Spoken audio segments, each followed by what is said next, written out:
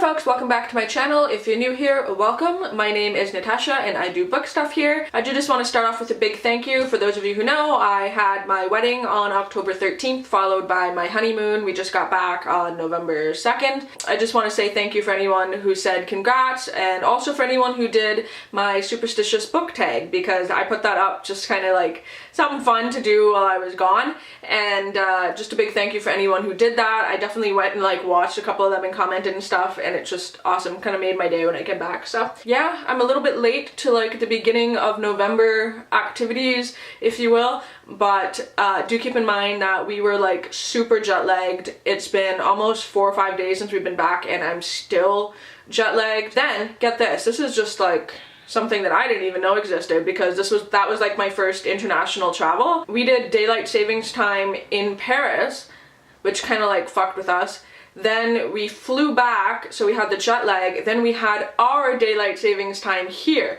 And so it was just a lot of like waking up at 3 o'clock in the morning, like ready to start the day, going to bed at like 7 o'clock at night. Like, we're all fucked up. But anyway, that being said, I just want to say I am back. We are getting back into reading finally, because my brain was like mush for a while. This video is going to be the books that I read in October. I only read 4 because, as mentioned, I was stressed out before the wedding, getting like last minute stuff done. Then I got married, then immediately hopped on a plane and flew through the sky and didn't die. So that's, you know, knock on mannequins. A little bit of a heads up before I get right into this though. I did go to a different bookstore in each of the cities that we went to. Pretty much bought a book in each of the cities that we went to. I recorded a bunch of video footage along the way, so I'm gonna be doing like bookstore explore with me kind of videos. While we were gone for about 18 days. Day 4, somehow in Rome somewhere at the Vatican, one of us accidentally changed my video settings on my camera from recording like HD video to recording not even 720p, but like 640 or like 480p. So basically it looks like it was recorded with a potato. Also, it like crops the video so you get like those black bars on each side. So when you guys see the video footage of my honeymoon, if I like upload vlogs or any of the bookstore footage, please don't make fun of me. I know the footage looks like shit. It was just something that happened.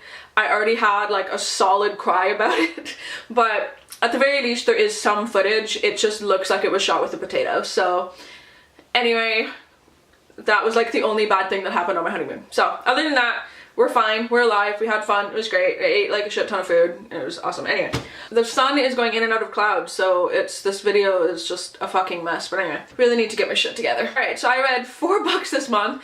Typically I include stats, but because it was only 4 books, I am just going to not do that, because that takes time and effort to make that little graphic that I normally have up here. So I read 4 books, that equals out to 1,290 pages, which isn't too bad. You know, typically I'm in like 6,000 for a month, but like I said, 4 books makes sense. And then the star ratings were 1 2, 1 4, and 2 5s. So that's pretty good. This book that I read this month, this is In a Dark, Dark Wood by Ruth Ware. I wanted to read some kind of like spooky, thrillery kind of book.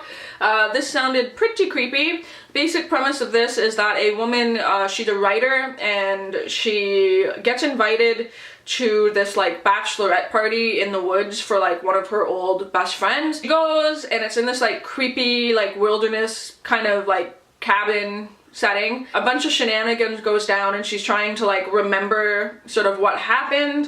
The only thing though about this, and I think I had a discussion with this with Julie from Pages and Pens when I was reading it, or once I was done, is that the main character of this is so fucking stupid. Like, she's just dumb. Like, I think they said that she's around the age of like 26, 27, which is like, you know, around my age. I'm 28. The decisions she makes, no one in my friend circle would make.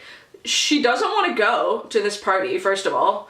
She wants to leave on like 80 different fucking occasions. And I'm like, bitch, just leave. Go. No one is keeping you here. She's just one of those people that's like, oh, well, like, I should stay. No, fuck that. Like, if you are uncomfortable by a situation, leave. Like, just go. And like, I don't know. She's like all hung up on something that happened like 10 years previous. And it's just like the whole time I was just screaming at her, like, leave. So like I was more frustrated than I was anything really in this book. Like there were definitely some spots where it was creepy, where I was like, okay, like you just saw this thing that is a horror movie trope, get the fuck out of Dodge, like hello. That happens sometimes when I read thrillers because I watch so many horror movies. So like the visual horror movie tropes, like if it's in a book, it just frustrates me because I'm like, just go, like literally get in your vehicle and fucking leave. Like anyway, so all that being said, I saw the twist coming at the end. It wasn't a big shock to me. It wasn't like the most brilliantly written thing. Like the parts of it were great, so I gave it like 2 stars because it mostly just irritated me. But one thing that was cool is that I posted a picture of this book with my cat on Instagram, and Ruth Ware liked it, so that's redeeming. I'm definitely going to check out her other books. This one just wasn't for me. If you like this, please let me know why you did. So up next, before my honeymoon, I made it like an actual mission to read this book. This is Love and Gelato by Jenna Evans Welch. This is just like fluffy, cute little romance where the girl, she ends up having to live in Italy with like this guy that she thinks is her dad. I don't know, that's kind of confusing, but so she follows certain things that her mom did when she lived in Italy. I like this a whole hell of a lot. This is set in like the Tuscan kind of region, and then she goes into Florence, and like we stayed in Florence, and I was also in Tuscany. It's fucking great. I actually noticed quite a bit of things in this book when I was in Florence and Tuscany, so like it actually blew my mind. So her dad in this book is a caretaker for the American War Memorial in Florence.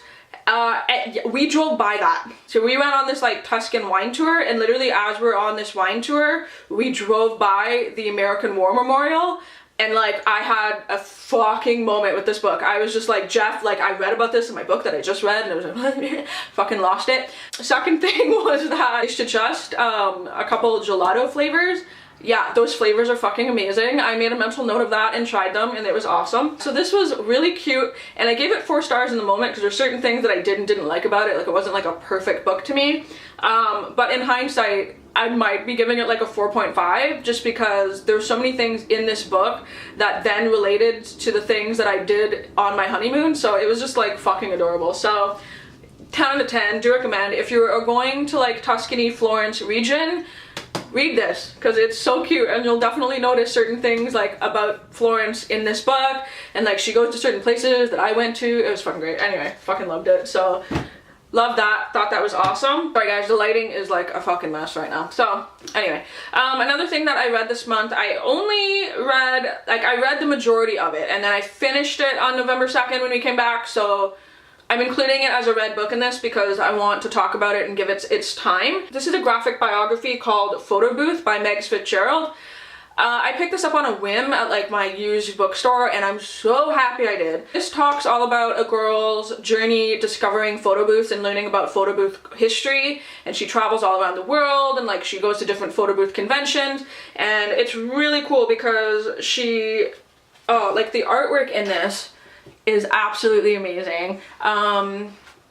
Okay, so like this is again one of those books that was just ended up being really meta. So I read the majority of it, and I was like, oh hell yeah, photo booths. Like I loved them growing up. I thought they were awesome.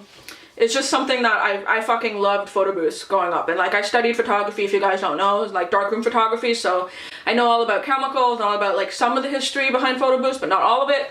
So this gave me a whole lot more history. I then put this book down, went on my honeymoon, found an actual like film photo booth in Florence, took our little black and white pictures in it, which was like super fun. I just about lost my mind though when we found this in Florence. I was like, Jeff, I don't care how much it is, we have to go. It was just a moment, okay? I then come back, and she talks about the certain photo booths that are in Florence, and I kind of went, wait a second, I was just there, because I literally went to this one in the book, the exact address that she talks about.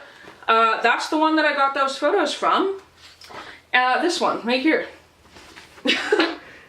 So yeah, I literally got my photos done from literally this photo booth right here. You guys can check my vlogs. I'll have like footage of it somewhere once I have the vlogs up, but this is the exact photo booth that I got this photo from. Then I came back and read about it in this book. What? And I highly suggest, if you are interested in photo booths at all and you like that sort of like photography aspect of it, check this out. It's really cool. It talks about history and like trying to keep photo booths alive and sort of like even the mechanics behind them and stuff like that. It's awesome. So fucking 10 out of 10, 5 stars. This was great, and I loved it. And again, it was one of those things like Love and Gelato that like I was there and I saw it and then I came back and it was meta and it was like, oh my god, like this book is my life and I literally experienced things that are in this book. I just need to travel more. I think that's what it is. I now have a travel bug. I was super scared of traveling before we went, and now I'm like, I have all this worldly knowledge. It's great. The last book that I read this month was one that I actually read and finished on the trip. I had every intention of finishing, as you guys know, my only book that I wanted to finish. This is The Fireman by Joe Hill. I'm still not finished. I have about, I don't know, 200 pages or some shit left to go. The thing is with this is that it's a great book. I'm really, really liking it. It's shaping up to be like a solid 4, depending on how it ends. I don't know. But so far it's a 4 for me. I realized that like if I'm on a plane, I can't listen to audiobooks. I'm going to fall asleep. Like it wasn't enough to keep me like from literally falling asleep. So I'm now listening to the audiobook while I do other things like clean or like play computer games, and it keeps my mind like not wanting to fall asleep. So I'm almost done that though. So the book that I did finish this month, which I'm super happy I did, this is The Smoke Gets in Your Eyes and Other Lessons from the Crematory by Caitlin Doty. She does Ask a Mortician here on YouTube. I love her. I love her videos. I like watched her videos and like didn't realize at the time that she had books out. So this is a nonfiction, which I don't read much of, but it talks about her life like working in a crematory, going to mortuary school, that kind of thing.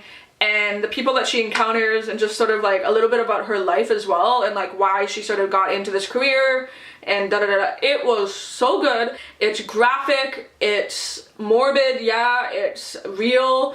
There's so many discussions about different types of death and different things that you can do with your body when you die. It definitely freaks a lot of people out. Like I know Jeff doesn't like thinking about that kind of thing, so like I was reading him parts of this and he's like, please stop, because thinking about death freaks him out. I, however, find comfort in thinking about death and like knowing what happens to bodies after you die, knowing about decomposition, having different ideas of like what you want to do when you die, like, you know, and why embalming is maybe bad, like what happens when you're actually cremated, different rituals from other different cultures that they use for their dead, is fucking fascinating. Like I read this so fast. It's not exactly like a lighthearted honeymoon read, but for us it was, because like we were going to the catacombs on the last day in Paris, and just thinking about dead bodies and stuff. It's perfect. She has another book out that I desperately want to get. Chelsea actually has a signed copy and I'm so jealous.